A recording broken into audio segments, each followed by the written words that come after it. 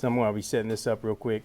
That we're pretty chill here, and that's a good thing, I think. It's good because like when we're doing the music and we're getting into music stuff, and sometimes I kind of zone. I just kind of get my little time where just kind of thinking and kind of get in that zone, and then I realize that I'm clicking the music on the slides, and I was not doing that. And then Chase comes over to me and says, "Hey man, just take your time." So I gotta say, man, Chase is that guy. He's just take your time, buddy. Just whenever you're ready. So I was like, oh, okay, so I'm ready. But and that's good. And yeah, so there was another song in there too that was "Great Is Thy Faithfulness." That was an oldie, man. That was something I haven't heard in a while. Actually, it's wild because I remember I shared this with Tim, I think Tuesday, because we were at the D home and we were teaching the kids down there. We had a good day Tuesday. Tuesday was a really good day. It was something special this past Tuesday, and I got out there and we were talking about some things and stuff.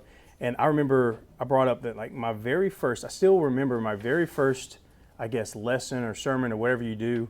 I remember my first one, and I was 17 years old, and I did it I got invited to go to a nursing home and teach at a nursing home on Sundays mornings.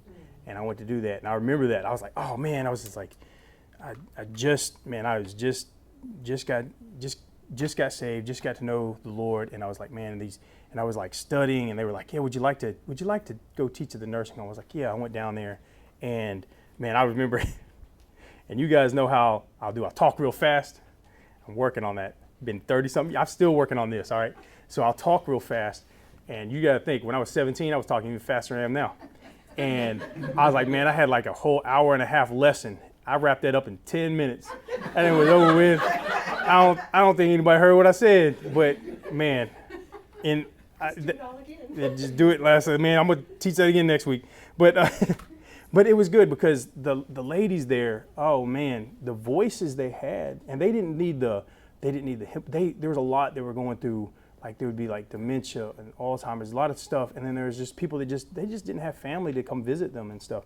And they'd come in there and we'd have little hymnals and stuff. And like, man, them little ladies, they were like, I don't need a hymnal. And they just knew it by heart, and they would just sing it. And like, I was like, gosh, these ladies' voices were good. They were real good voices. And there's one guy that was there. I went to his funeral because, man, that was something. This is outside the lesson, but that song brought up some memories, and I just wanted to share these.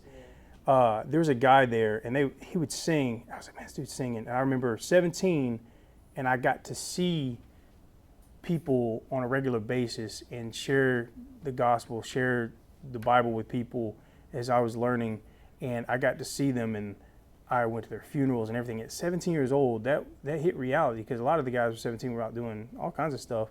But I got to see some stuff, and it kind of put me in a spot, you know. But no, the songs were great, and I just remember them singing that song in the nursing home, and I was like, oh man, that brought back some memories. I haven't heard that song in a while. But they So had good harmonies. they did. They could sing. They didn't need, man, at the nursing home they didn't need strobe lights. They didn't need smoke machines. They didn't need none of that stuff. I mean, they ain't had none of that. They just had beautiful voices, and I think God was really at attention on that one. He was like, man, these people love me. No show there. That was for real. No play. That was it. So, but with that, Shabbat Shalom, everybody.